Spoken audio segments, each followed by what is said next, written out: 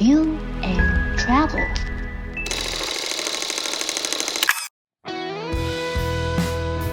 There are names that, when spoken, are more than just a place. They are a promise, a whisper from the other side of the ocean. Hawaii. Before I ever set foot here, I saw it through postcards.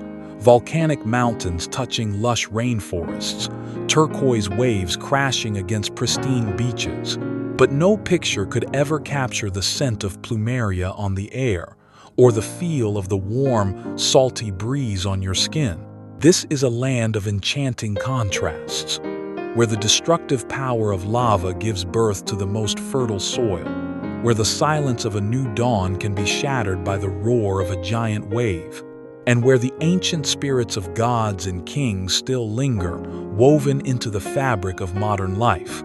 This wasn't just a trip to see, it was a journey to feel, a journey to listen to the echoes of history, to taste the bounty of the land, and to search for an unseen energy the locals call mana. So, where does a journey like this begin? Perhaps it begins where the modern world first touched this ancient land, where the first waves greeted visitors from afar.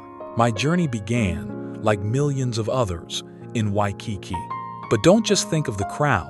Instead, feel the soft sand beneath your feet and look up at the statue of Duke Kahanamoku, the father of modern surfing, as if he were smiling, welcoming you. It's more than a beach, it's an invitation. And I tasted that invitation in a hearty plate lunch right after a swim, the salt from the sea mixing with the sweetness of huli huli chicken, a memory I'll never forget. But Hawaii doesn't just invite you to stay, it challenges you to rise. And I answered that challenge at Diamond Head. Every step up that historic trail, past the silent military bunkers, was a step closer to the sky. And the reward? A breathtaking panoramic view of Honolulu. The second reward was just as sweet. A refreshing, ice-cold shave ice at the bottom of the hill, the taste of passion fruit melting on my tongue. My first day closed at Lanakai, which means heavenly sea, and the name is no exaggeration.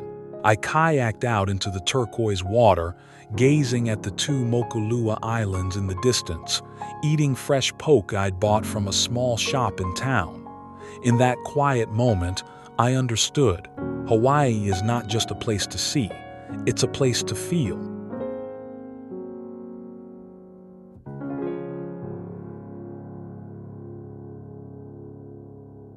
Where did all this beauty come from? I went searching for the answer, and it led me to the raw power that birthed these islands: fire. On Kauai, I stood before Waimea Canyon, the Grand Canyon of the Pacific. This isn't just a canyon, it's a magnificent scar left by an ancient volcano. Its multicolored walls tell a story of millions of years of creation and erosion. Then, off the coast of Maui, I dove into the crystal-clear waters of Molokini Crater, a crescent-shaped volcano rim that is now a sanctuary for marine life. Swimming among schools of colorful fish, I felt the philosophy of Malama Aina, the care and respect Hawaiians have for the land. My journey into the raw earth ended at the Na Pali coast. No road can touch this place. I could only watch from a boat, gazing up at the sheer emerald cliffs that guard the island like giants. This is Hawaii in its most primal form, rugged, powerful, and breathtakingly beautiful.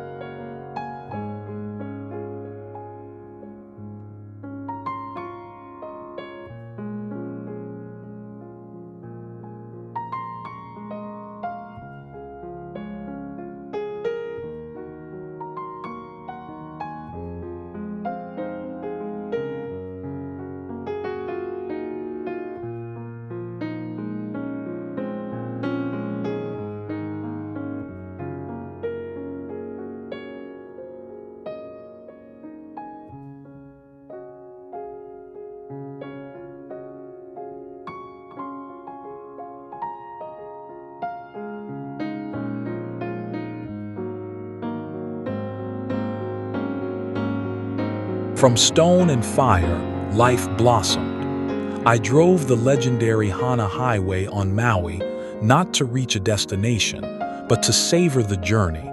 Every curve revealed a new surprise: a lush green rainforest, a sudden cascading waterfall. I stopped at a roadside stand for a loaf of warm, fragrant banana bread. It was the taste of the journey itself.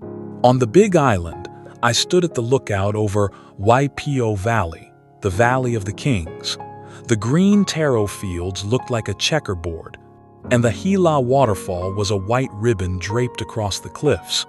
This is the cradle of poi, the food that has sustained Hawaiians for generations. And then, I returned to the sea, at Hanauma Bay. Putting on a snorkel mask and looking down, I entered another world. Sea turtles, or onu as they are called in Hawaiian, glided past me gracefully. That was the moment I truly felt the vibrant pulse of life on these islands.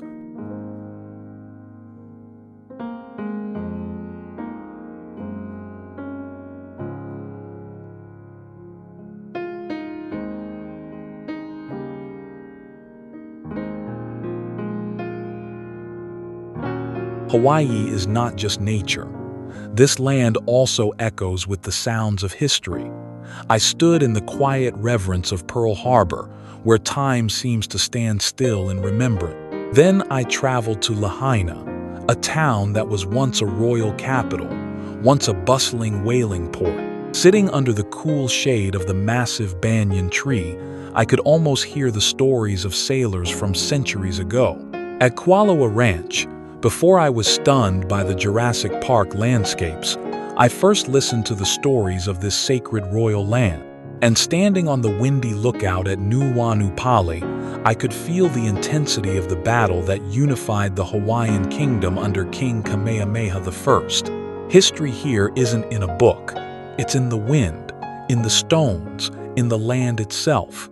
So, after everything, what is Hawaii? I found the answer one evening at a traditional luau.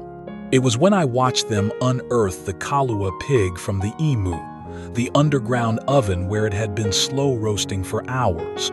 It was when I tasted the tender, smoky meat, served alongside lau lau and lomi lomi salmon. But more than the food, it was when I watched the hula dancers tell the stories of their ancestors, when I held my breath during the spectacular fire dances under the night sky.